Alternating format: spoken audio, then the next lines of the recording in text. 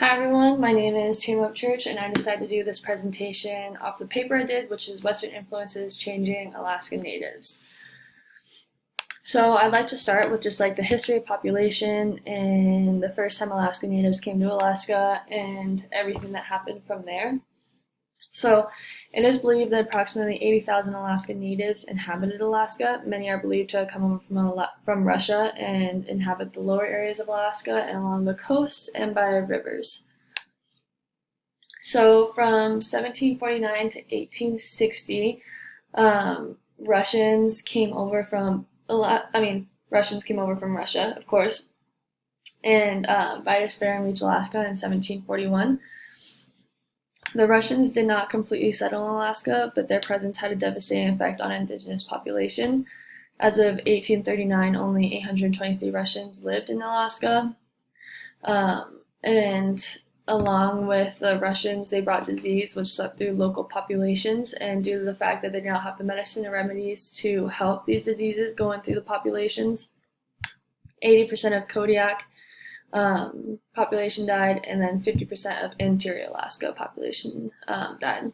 If you refer to the photo, I'm not meaning any offense. I just think it's funny because when Russians came, they did bring a lot of disease that swept through the populations and killed a lot of them. So I thought it was funny that like Alaska wanted revenge. The big sale. So in 1860, the fur trade did collapse and Russia was looking to sell Alaska. In 1867, the United States purchased Alaska for $7.2 billion. And after the purchase, Alaska's population did grow a little bit, but not very much. Early Americans that did arrive to Alaska were soldiers, missionaries, and explorers. The government did have a very small footprint at this time, so they didn't really have any interest in going to Alaska and creating laws and kind of colonizing the state at this point. So the population census, I just like to put this in here because it kind of gives you a view of how fast population did come into Alaska. So in 1880, 33,426 total residents of Alaska, and 430 were white settlers. In 1890, 4,298 were white settlers, and then in 1900, 63,592 total, but 30,493 were white settlers. The large migration was due to the gold rush that started in 1897, and that's why there's such a big jump from 4,000 to 30,000 white settlers. Due to the gold rush, they did take over a ton of land. Indigenous were the minority for the first time ever. And when the gold rush ended in 1910, natives did become the majority again in 1930. And then in 1912, this is when Congress took interest, and the Alaska Territorial Legislature was formed, and an increased civil government presence began in Alaska. If you refer to the photo, I know it's caribou and it has nothing to do, but this is caribou migrating, and it's a lot of them, and it just kind of represents how many white settlers came to Alaska at one time. So, war, oil, and land. These three aspects were what really brought white settlers to Alaska, and the government started colonizing Alaska. So in 1943, war with Japan flooded Alaska with soldiers. So the government saw that we had a close proximity to Japan, and they wanted to jump on that. And so a bunch of soldiers came to Alaska. Bases were built in Anchorage and Fairbanks, which we still have today. And when the war ended, Alaska was a military stronghold state, so it still had a large presence of military that did not leave, but some did leave.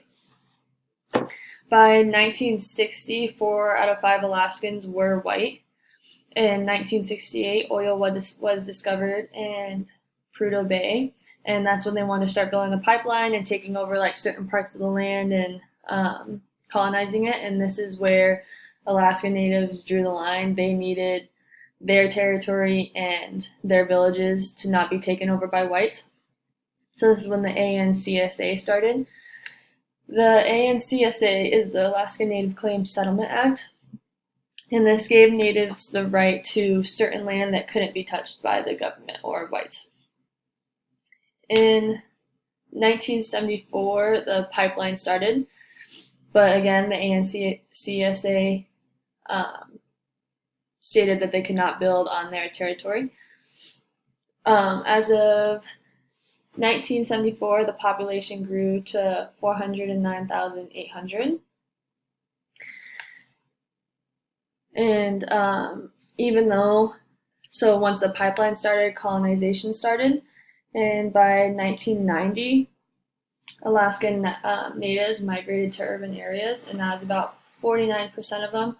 And by 2010, 67% of them were whites. So with the colonization and everything happening, I want to talk about economic growth within villages. So before like colonization and everything happened, men and women had different jobs that they had within the villages. They didn't have a monetary value, but they did trade goods. So men would go out and hunt and kind of bring back the big game meats. Women would go out and like pick berries and gather, but they'd also go home and make food for the family. They would make clothes, jewelry, tools, and that kind of thing, to the point where they could trade to other villagers for things they didn't get and like need to survive through the winters. And so as colonization started and after the oil boom, jobs started opening up. We enforced school and education onto kids in native villages.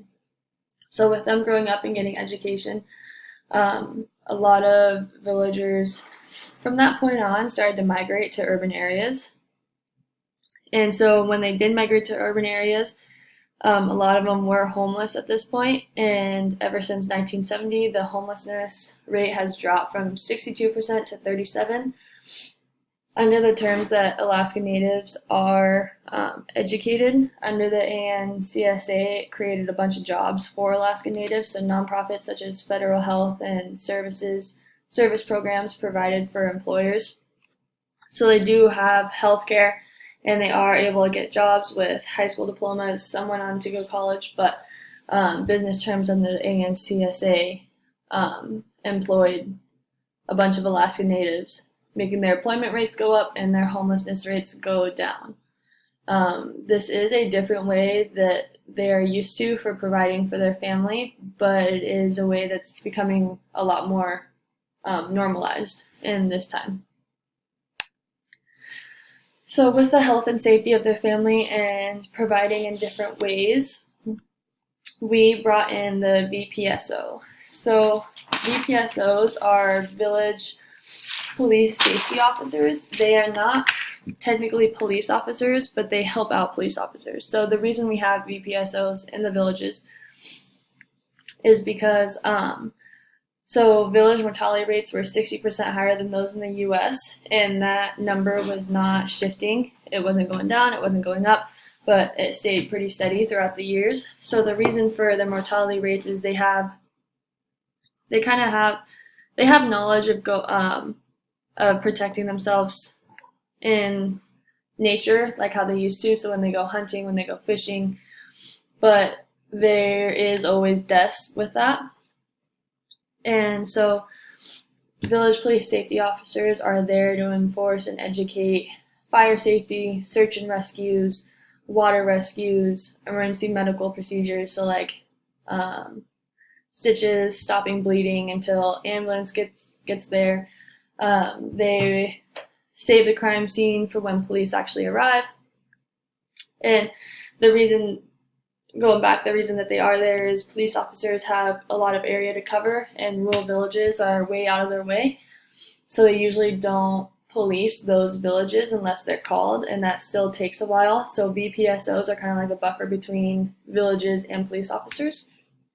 When a crime does happen in a village, VPSOs are not able to carry a gun, but they can help protect the community. And in active shooter situations, they are trained to move people out of the way of fire and call the police and just kind of hold things down until police get there. So the VPSO officers do a lot of good in villages with like safety and everything, but they do have some holes in their program, starting with the training. So VPSOs, they do not get paid a lot, and in the program there's not a lot of funding, so they can't do as much training as they'd like. They are not able to carry guns, so in active shooter situations it's very touch and go. They are a buffer for police and community, so the community does not trust police officers.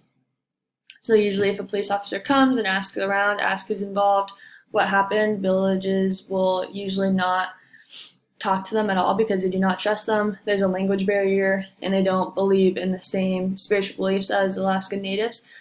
So if someone commits a crime, Alaskan Natives think of it as a sickness. So they try to help their friends and family instead of police officers just taking them away. So they don't believe in that the same thing. So they don't trust police officers. So that's where VPSOs come in. When there is a crime committed, they are able to communicate to their community and to the police officers so they get all the information. But one of the downsides of this is communities believe that VPSOs are traitors of their community. They don't think that you should go against friends or family, or like they all think they're friends and family, so like the entire community. So when someone is a VPSO, they're usually just like abandoned from their family, and that kind of tears a huge hole between the whole connection thing in their communities. So a lot of people will not volunteer to be VSPOs. Sorry. So my last slide here is of Western influences. I didn't get into every single thing that we have influenced because that could be like an hour and a half presentation with everything that we've influenced: food, culture, spiritual beliefs, connection to their roots, everything like that. I just did the stuff that I think is interesting to me. So like how economic growth affected the communities and the people, along with health and services that we have provided. So among the good, there are negative influences such as disease. We did bring disease into their villages that wiped out a lot, but we have been able to introduce medical and medicines into their native communities, helping stop disease and helping Alaska Natives stay alive, I guess. We did enforce laws that do take Alaska Natives away to jail, such as like if they commit a crime, they want to handle it their way, but we take them away to jail because we don't have jails in every rural community. We also enforce such as like hunting laws and laws against like alcohol. So a lot of rural communities have the choice of banning alcohol or not. And then we also have laws on like drugs and everything, just to keep our like society safe, and that includes Alaska Native communities. We did minimize their land or take land away from them, but the ANCSA did give them land under their ownership. And then colonization. Although we did have those negative influences, we do have positive, like I said before.